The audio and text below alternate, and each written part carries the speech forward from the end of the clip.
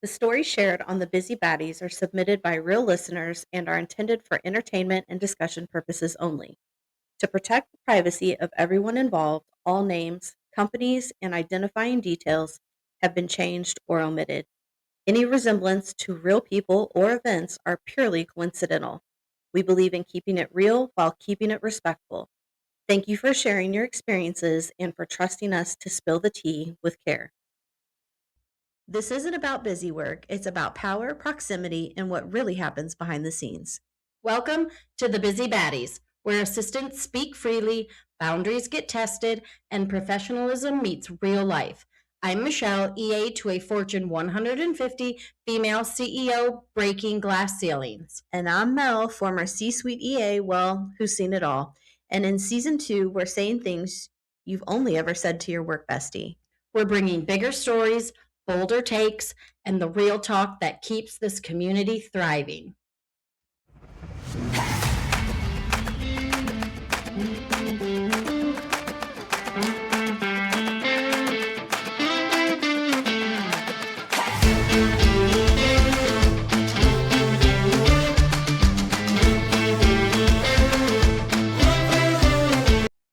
Hey baddies, welcome back to episode 3. Season 2. I mean, So crazy. it's still a little weird saying that. Yeah. And I think I'm still on a high after, setting the goals and the prayers for the year, like new year, new me, who dis. Like, Yeah. I'm just like vibing with the whole like level up mindset mentality. Yes. Which is kind of where we got the idea when we were, doing all things New Year. Just thinking around like knowing your worth. Yeah. Like I feel like as females, Mhm. we tend to undervalue ourselves. And I think I saw that even more as an executive assistant. Yeah. And it made me become an advocate for the role, finding your voice. So we're going to kind of get in today around, know your worth, know what your skills are worth, relatable to dollars, and also the power you have. Yes, and thinking through, and even I feel like there's a whole course you could teach on this, but reading job descriptions and knowing when the hell to run. Yeah, exactly. And still being in January, I'm sure we have plenty of listeners out there looking for jobs or maybe thinking about looking but not started. I think this will be a great episode for you. I hope we motivate you. I hope it causes you to raise the bar of what you're willing to accept. And knowing your worth. Yeah, and just advocate for yourself and those around you. Like if you're somebody who's in a hierarchical EA role and you have other EAs under you, when you make more, you should also be leveling other people underneath you up, in my opinion. I have always had that mindset. I always felt that it was like my personal mission to try to push other people forward, to pull them along as I climbed. If I made more money, we all stand to benefit when that happens. So, there's power in numbers. Unite with other people in the same seat as you and say, just call it out for what it is. Yeah, and when it's just you, maybe making that money or whatever it is, it feels so much better when you're able to bring your team along with you. I fought hard for that in the past few years of that for my team, and it takes a lot of courage. It does. It takes a lot of determination, and sometimes it doesn't go the way that you hoped, but you just keep going. Yeah. I mean, it's one of those things where you are always going to not get more if you don't ask. You don't get what you don't ask for. Exactly. Because 9 times out of 10, and I think we've touched on it in other episodes, is your bosses are likely so unaware of just everything that you're doing. So to me, that's where it's very important that you call out the wins at your year-end review, at your mid-year review. Advocate for yourself, give yourself kudos, pats on the back, give them tangible things to hold on to, and them to be like, it's undeniable that you're doing a phenomenal job, that you're taking more than what you were hired for, and get compensated for that. Nobody likes to have that conversation. No, and we are no different than everybody else at our place of employment. Exactly. And we should be treated like no other. Absolutely. Because I can guarantee you, your boss has been in the arena long enough with the big bad wolves, and they're in rooms asking and advocating for their pay to be elevated. Exactly. So why do we as EAs feel like we don't have that same opportunity or chance to ask that question? I always go with the saying, you get what you pay for. So to me, don't we know it? Yes. So it's the same thing in your role. If you are looking at EA roles right now and somebody is advertising, which later we're going to get into some example job descriptions that are legit from LinkedIn and other places that are posted, and they are the craziest damn things I have ever seen. Because I'm sorry, but you want me to do what for $14 an hour? Yeah. I mean, I could go work at Mike's Car Wash and make 15. No thanks. No thanks. and on top of that, I think it's also one of those things where you are just expected to give and do so much for nothing. Yes, agreed. And time is the hottest commodity. Yeah, and I just do not understand how this role specifically has to have 300 duties for pennies. And I know, I'm sure we all do, you know, and I'm not one to like judge what somebody else does in their job, but I can tell you for a fact, I work harder than some people. Yes. Making a hell of a lot more money than I'm making. Yes. So let's get into it. Yeah. So thinking about, you know, how do you advocate for the pay that you want and even expect? It's not about what you're owed because you are owed far more than what you're being paid right now. I can guarantee you. Yeah.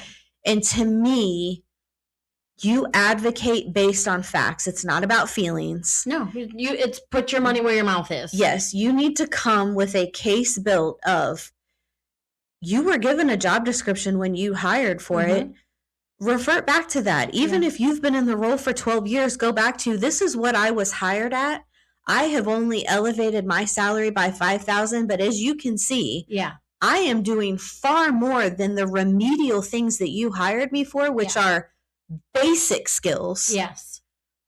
Now, I know for a fact, because there is salary guides out there, that you can go reference. The internet is an amazing thing. AI can probably give you some ideas. What does this job description, what should it pay? Yeah. And I guarantee you're probably making 10 to 15,000 less than what you should a year. And not only that, but pull what your boss's job description is. Correct. And point out all of the things on that you are specifically supporting, contributing to, supporting, helping them. Yep. And there you have another whole list of things where you can show, here's what I'm doing. Oh, and here's all the stuff that I'm doing that's on your work plan or your job description. And I think you should be living and breathing in LinkedIn, on Glassdoor, on places who are recruiting for executive assistants. When you see job descriptions that are basically the job that you're doing and you're like, oh my God, this person's making 120. I'm at 75. Yeah. Do not be ashamed to bring that as an example in your year-end review of, hey, I know this is an uncomfortable topic, but looking at this job description, I feel like I am at a disadvantage because the market is giving this. Yeah. But I'm making X, and I would like to be somewhere in the middle of that at the very least. Right. Because I guarantee you your bosses are not looking at what other companies are paying EAs. No. And if they really value you as a business partner, they are going to level you up to where they need you to be, because starting over is going to be far harder for them. Oh yeah. Yeah. And you always have to realize that they're doing the exact same 100%. Thing. If you thought that your boss found out that they were making 100,000 less than the market, that they weren't bringing that up, come on, you know, exactly. So I think it's just more of the fact that we're not used to advocating for ourselves. I think we're very grateful people. I think, you know, we're not people that want to ruffle feathers or create waves. We're the people pleasers. The people pleasers. The servants. We don't want then like to get some reputation of like we're ungrateful, we're greedy, we're this, they're that. No, we feel unappreciated. Right. And the market is the market. If you don't want to pay me, I'll go somewhere that will. Absolutely. Don't be above or beneath threatening someone if you need to. It works. I mean, the facts are the facts. Why are you holding yourself back? From having a better life, from providing more easily from your family, for whatever it is? Don't feel ashamed to ask what you are owed. Not what you're entitled to. You are owed at the very least. And you always hold the power of, even if you got the courage and you mustered up and you went in there and you were prepared, you had all of your points, and at the end of the day, they don't agree, they don't see the value in that, you hold the power of the decision of what comes next. And, you know, for a lot of people, I would imagine you're going to then turn towards LinkedIn, Glassdoor, because, I mean, how can you continue to support people where, I mean, it wasn't even a fact of, we analyzed it, you're right. We're not going to be able to meet you in the middle, but here's what we can do. And again, then you get to have that final decision. Is it enough? Is it not enough? And go from there and feel the empowerment to what lies next for you. And I think that you know, to me, that is a very telling conversation. If you are asking your leader and having the confidence enough to stand up for yourself and ask for something, I think there's one of two ways. Somebody's either going to have more respect for you because you did have the hard conversation. And they're going to meet you in the middle, or at the very least give you what you want. Secondly, you're going to have someone who totally has no reverence for the position, who does not understand your value. And I really hate to hurt your feelings here, but you don't need to be working for an asshole like that anyway. Right. And in defense of some leaders, I would imagine that they really have no clue. 100%. That you coming to them with all of this, they probably do not know what you're making. Let's just assume that the one time maybe they absolutely knew was when they gave you your offer letter for the job. And the offer letter 9 times out of 10 comes from HR, which let's all be honest. They are not looking at it from a 10,000 foot view. They are trying to fill a seat based on what market value shows the job is worth. That who knows how old the data is. Exactly. And to me, you are almost like it is your duty to bring it to your leader's acknowledgement, because once you do, they can't claim ignorance.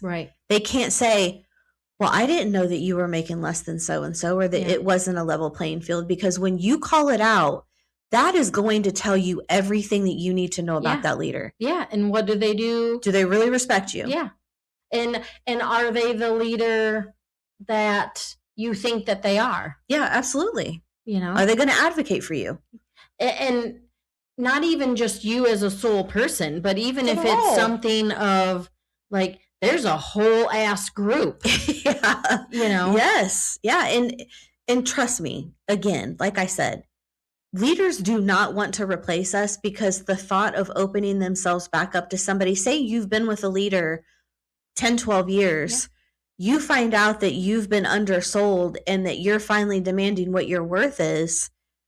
Do you think your leader honestly is going to not pause for a second and think, do I really want to start back from 12 years ago at the point that I'm at now? Because it's going to handicap them greatly. You hold the power again. Well, and not only that, but I mean, if they have to pull market data, right, they're going to be making probably what your current admin should be making anyways. And like, come on. Yes, absolutely. And I think some of this ties back to how the role is still misunderstood. Yeah. It's, and to me, it is so telling in job descriptions and the pay scale out there. Mm-hmm.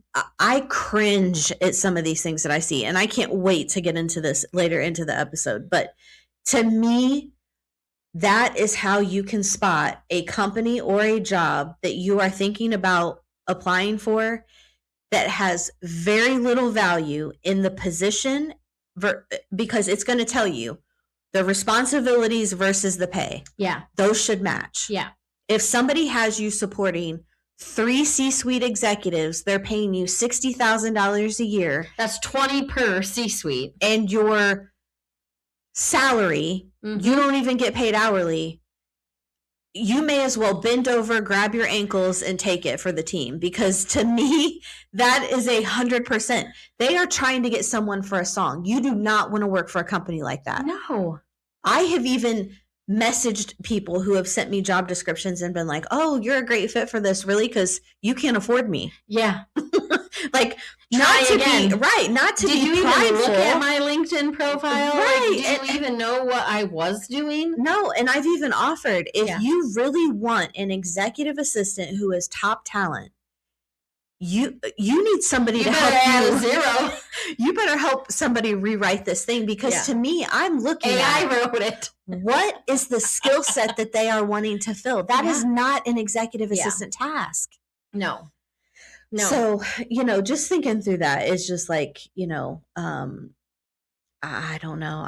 This episode just gets me fired up because I have always been such an advocate for this. Yeah, I mean, and at the end of the day, I think you have to sit down, evaluate yourself, like truly look in the mirror. Yep. You have to know where your blind spots are. You have to know where you excel. You have to understand what kind of partner are you for somebody. I think there's a lot of homework that, you yourself have to put in to really understand and then fight for your worth. You do. You can't be out here and like, oh, well, this market is $100,000 and you know that you don't even know how to put a PowerPoint together. Right. Get out of here with that shit, because we've all seen resumes, like where there's always some admin job that needs to be filled. And I'm sorry if this offends you, or if it offends you, maybe you are one of these people, but you are not equipped for the job you just applied for. Correct. Your resume says that. Yes. So yes, we've all been on interview panels where that's been the case. Yeah, I mean, so first, really understand what you know and what you don't know. And if you don't know it, there are a million YouTube videos. There's a million resources. You could probably ask AI how to do a PowerPoint or whatever. Yep. And, do the homework. Yes. Because if you think you're going to bullshit your way to an EA spot, trust me, honey, you're going to get called out. The light is going to shine on you and it's going to be sad. And and nobody wants that for you. No. And as EAs, like, I don't want you to go through that, because it's not going to help the person that you're getting paid to support. Yep. You just did bait and switch. Right. Like, shame on you. Shame on you. Like, that just gives all of us a bad rap. You're right. You're exactly right. So, and I think, too, thinking along the lines of what your worth is, I would strongly encourage someone. A mentor once told me one time, you should never, whether you elevate in the company or take a new role at a new company, you should always negotiate whatever your comfort level with is more of a salary, because you should never be staying the same or going backwards. Mm-hmm. My personal gauge has always been, depending on what the job description is and what I'm supporting, I will never take a job that is less than $10,000 more than what I was making in my previous role. Mm-hmm. I would encourage everyone to do the same. If you have a leader that you support, for example, here's a prime example. The person is maybe a more junior person in the company, and they elevate in the company to a new role, making more money, more responsibilities. That is your time that you should advocate and say, I am taking this role with you because you asked me, but with that, I feel that there should be a salary increase at the very least of 5, 7, 10, whatever it is. Yeah. That's fair. You're instantly going to have take to on do more work. And it's a different playing field of people. Absolutely. Mm-hmm. And if it was a promotion for them, it should be a promotion for you. Ding, ding, ding. Yes. Period. Yes. Agreed. Have you heard of EA Direct Connect? Saw them on Facebook? If not, you're missing out. Joelle is a powerhouse that has turned matching EAs with executives and is nailing it every single time. EA Direct Connect has big news for 2026. They're leveling up with 2 ways to plug into the community. Community Access, which is free for all participants, where you can stay connected to all the incredible things that they've built over the years, networking conversations, resources, and the magic that's made EADC what it is. They also have an option now for an all-access pass at $99 a year. And your pass is everything executive assistant, plus a few surprises that they'll be rolling out. More 2026 initiatives are coming soon, so just keep on the lookout, such as a quarterly AI, executive-focused webinars, and so much more. Let's make 2026 their biggest year yet. Give them a like, follow, and sign up for your all-access membership today. If you would like more information, please send Melissa an email at thebusybaddies@gmail.com. Thanks. Okay, so coming in hot, because I can already feel my blood pressure boiling. Yeah. Thinking through what we just talked about and now looking at this example job description from LinkedIn. So let me set the stage for you. This dipshit, and I say that in the kindest way possible, for sure, because of course, they are far worse than this. This person is looking for an executive operation assistant who, the job description in itself really made my jaw just drop to the floor. So here's just a general summary. Read the general summary for us, Michelle. As executive operations assistant, you'll serve as the operational backbone that enables peak performance. You'll be one step ahead at all times, thinking through what needs to happen before it's even requested. Sound familiar? You are extremely proficient at research and analysis, synthesizing data, and then presenting the best option. This role requires someone who thrives in a fast-paced, high-standards environment where precision and proactive thinking are non-negotiable. Yes, which to me, there's 35 red flags like my ex in that whole entire paragraph. And it goes on to list 5 core responsibilities with multiple bullet points under each, 15 required qualifications, and a do not apply if section. I mean, you want to talk about being a complete douchebag. So it goes on to say, and then at the very, very, very bottom, okay, I'm just going to disclaim, hold on to your seats. Don't be in a room where you can't laugh hysterically out loud, because the starting salary Get your panty liner on. Is $13 an hour with rapid progression opportunities, which fuck you. You're obviously not going to rapidly progress me. Here's my favorite part. Okay. were you wondering what the time commitment was? Right. Oh, don't worry about it. Just 60 to 70 hours preferred. Right. What? Application requirements. To be considered, you must give a portfolio showcasing complex database and automation work, specific examples of proactive systems you created or optimized, communication samples showing clarity and professionalism, and last but not least, availability confirmation for core hours and flexible scheduling. I mean, tell me I'm not crazy to think that these people are absolutely off their freaking rocker. Yeah. Because to me, what you're looking for is a chief of staff for $13 an hour. Yeah, I mean, I would almost say that could be a COO job description, chief operating officer. I mean, god dang. I mean, and I hope for anybody who applied to this, they found a far better role that's matching. But again, this is a prime example of the absolutely incompetent morons that are posting for these kind of roles.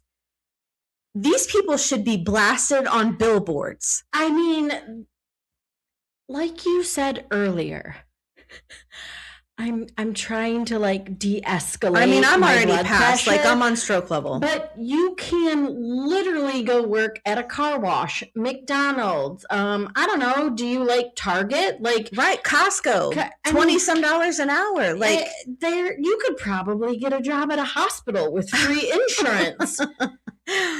I mean, I just have never in my life, and I would love to know what other people are seeing for job descriptions. Yeah. I know that we are not the only ones that are seeing these. Yeah, I mean, it is so beyond.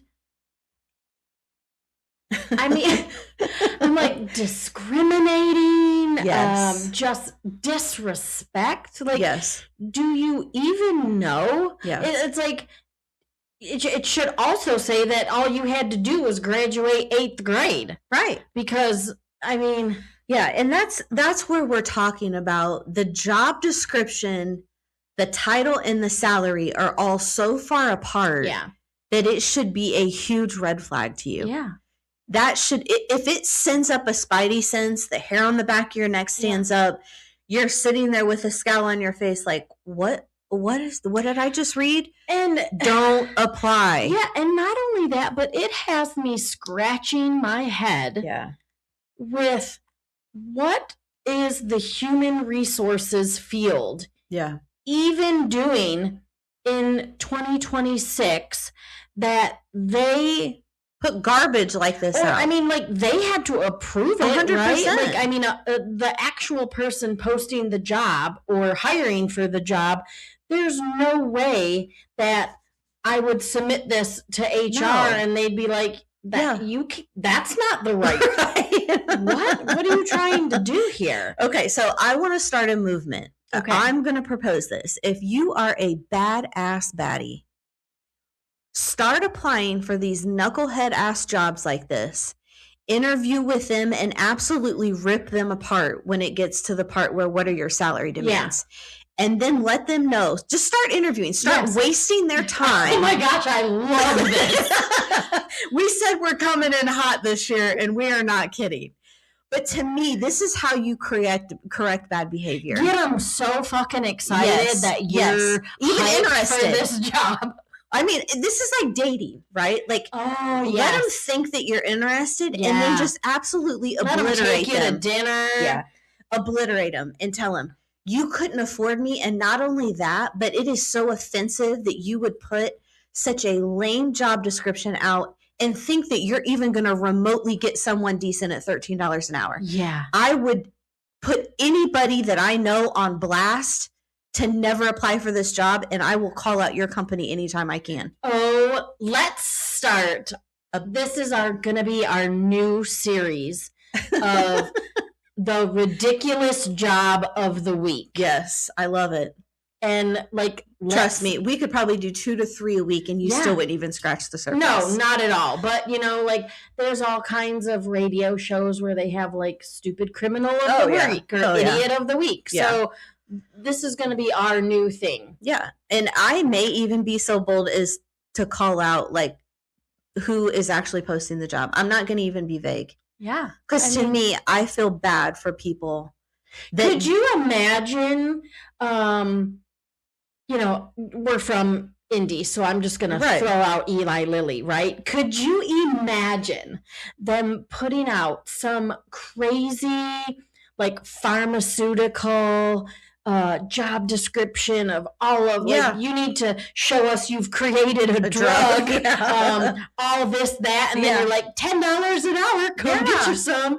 Like, what? Yeah, it's just, it just really chaps my ass when I read stuff like this, because it's like, this is how people get discouraged from staying in the business, continuing to be an EA, because they see hopeless BS like this out there and thinking, this is all that I can make is $13 an hour. I mean, if I was somebody... No wonder why we can't find 100%. People are leaving the field because people are not willing to pay, which again is, to me, this is where we need to band together better. Yeah, for sure. In my opinion. Yeah. Okay, so now we're going to get into a little fun called green flag, red flags. I like it. So to me, there is green flags in job descriptions that you should look for. One of them would be describing the human that you need in the role. So thinking through, you know, are they using words like a confident, driven powerhouse, a quiet yet effective relationship builder, somebody who is describing the personality, values, and working style that are just as important as the skill set they're trying to fill. Yeah. So I think that's green flag number 1. Number 2 is describing the executive that you'll be supporting. So that's what important. Is the title? Are they driven? Are they, you know, what are they? What are their descriptive words? And obviously you're going to get more into that in the interview process, but I think that is very telling up front, because you're going to know automatically, can I work for that person? So if, you know, you're going to find somebody who you like within the first interview anyway, probably. Yeah. Green flag number 3 is get specific with job responsibilities. Don't be vague. I think, you know, a green flag for me would be if they call out, review emails and respond on my behalf. They're not saying review emails is a very general statement. Yeah. So I think the more descriptive that they are, calling out managing a complex calendar versus scheduling meetings. Like to me, those are green flags of this is a person who knows exactly what they want. They're being descriptive. They're being detailed. Yeah. I think that's going to be helpful. I think another green flag is if it gives you the salary up front, you don't have to go through the interview process. I think that's a green flag. Yeah. And last but not least, I have always liked job descriptions where it calls out who the job is not for. If you can find that. Yeah. You know, somebody who, if you're not a self-starter, if you know, only want to work remote, or you don't want to be a part of an inclusive team that, you know, collaborates, like, I think that there's a lot of things they should be giving you. They should be selling themselves to you instead of you selling yourself to them. Right. Okay, so I'm going to get into red flags. Love red flags. Which obviously, you know, some of them are opposite of your green flags. Yes. So 1, vague or unclear job titles. See? I mean, you know, and I think what's important about this is it might mean the company itself isn't sure what they want or what they're looking for. Or what the role does. Yeah. Right? They may not have any idea. Like most people, they just don't know what an EA does. Yeah. And to me, that's very telling. Yeah, of course. Do you want to go up that uphill climb? Yeah. Of trying to teach a company and people what an EA does, truly. So. Or then, of course, like, I think this is a very obvious red flag, like, no salary range. Yeah. Like, come on. Yeah. If you aren't willing to put it on there, then I think that already tells you, like, it's not going to be anywhere close of what anybody would look at and then apply for the job. And a broad range to me is another red flag. Like 50,000 to 96,000. Yeah. Okay, that's a big window. 20 to 80,000 based on experience. Yeah, we'll take any gamut. Okay, we're desperate. That's what that screams. Another one is unrealistic expectations. I think was in the one that we literally read. Like $60 hours a week at $13. Yes. That's unrealistic. Yeah, I mean, and we both mentioned this, but it could certainly indicate an unmanageable workload and a poor work-life balance. Yes. Who's signing up for that? Knowingly. For $13. All right, another one, lack of specifics. Example of do everything needed to ensure the company's success. Excuse me? Right. Why is that my responsibility as an executive assistant? Am I going to be presenting the annual meeting to the board of directors? What? Okay. Another one, negative or no focus on company culture. That's a big one. Just in the green flag. Sell it to me. Yes. Who am I going to be working for? Who am I going to be spending more time with my own family for? What is the company's culture? What is their vision? What's their mission? What are their beliefs? Right. Again, I think we said this in season 1. What good are they doing in the world? Yes. In season 1, I think we talked about this, where you have to align with someone who is lined with your vision and your mission and your values. Yep, we wrote it down. In order for it to be effortless, yes, mine was intentional and Michelle's was meaningful. Mm-hmm. So it's one of those things of you can't be mismatched and work at a company that is run by atheists if you are a hardcore Christian. It is going to be such a rub for you that it's going to be tough. So look into the company. What are their, and again, if you feel empowered to ask what their annual sales are, what's their revenue, you know what I mean? Dig deep. Yeah. Do some research on the company. I agree. Company culture is a big, big one. Yeah. And then another red flag, I mean, there's millions, right? Yeah. Demanding qualifications without proper compensation. I mean, the biggest red flag of them all. Right. If the company is asking for a lot of skills, experience, qualification, but offering a low salary, it could mean they're not valuing your time, your expertise, everything. They're not looking for a partner. No. And that should be telling, because if you are someone who has any pride in the job that we do, you should be willing to advocate on behalf of all EAs in the world and say, I think what you're looking for and what you think you want are two completely different things. And like you said, call them out. Call them out. Because we're not going to help the, industry change if we're accepting this ridiculous movement happening with agreed, insane job descriptions for these roles. Yeah, I interviewed one time for a gentleman who was a CEO and had never had an assistant, and I was wanting to get out of another role, and I had heard good things about this guy. And so I interviewed with him, and it was only for 30 minutes. We ended up being on the phone for 2.5 hours. Wow. And he was like, he said, I don't think you're a good fit, and here's why. He goes, because clearly I need to rethink what my HR proposed that I have, because what you're telling me is what I described to you is just a basic administrative assistant. And I don't want to mislead someone and undersell what they're able and capable to do in a role that isn't going to be fulfilling to them. He said, so, I would see you as more of like a chief of staff or somebody else, because what I'm looking for is it's dumbed down too much. And I was like, wow, this guy really gets it. Yeah. Talk about the first person ever in your whole life that probably recognized what you could do. Yes. Unfortunately didn't then offer you a chief of staff job for him.